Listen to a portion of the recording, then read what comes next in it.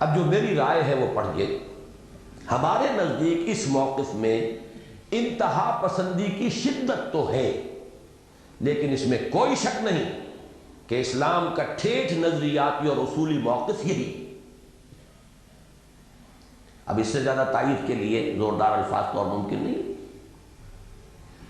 اسلام کا ٹھیٹھ نظریاتی اور اصولی موقف یہی ہے۔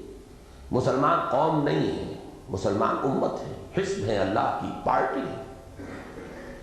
قومی مسائل وہ اپنی جگہ پر ہے، لیکن یہ کہ مسلمان کا اصل کام اسلام کے لیے جان دینا ہے، غلبہ اسلام کی جد و جہد ہے۔ اور دوسری احیائی مسائل کے ساتھ ساتھ اس خالص اصولی اسلامی اصولی اساس پر کسی تحریک کا اٹھنا وقت کی اہم ضرورت تھی، جو مولانا سید ابو الاعلیٰ مودودی کے ہاتھوں پوری ہوئی۔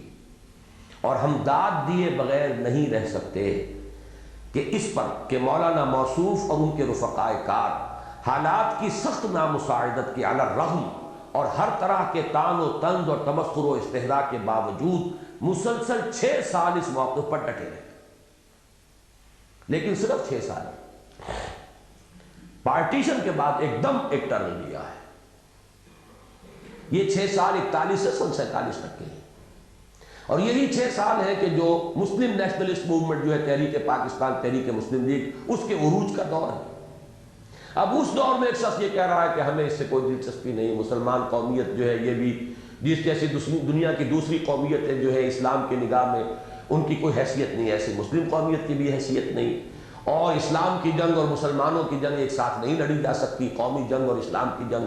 اب ظاہر بات ہے کہ اس پر مسلم لیگیوں کی طرف سے جو رد عمل تھا، جو استہزاء تھا، جو تمسخر تھا، وہ اپنی جگہ تھا، لیکن اس پر داد دینی چاہیے کہ ڈٹے رہے اس موقف پر، اسی پر چلتے رہے، اسی پر کام کیا، اور ایک جمعیت جو ہے مولانا مودودی نے اپنی وہی جو محنت اور پابندی کے ساتھ کام کرنے کا جو جذبہ ہے، اس کے نتیجے میں انہوں نے جمعیت فراہم کی۔ نتیجتاً عزیمت کی نہایت اعلیٰ مثالیں چشم فلک نے دیکھیں، اور تاریخ دعوت و عزیمت میں ایک نہایت درخشاں باب کا اضافہ ہو گیا۔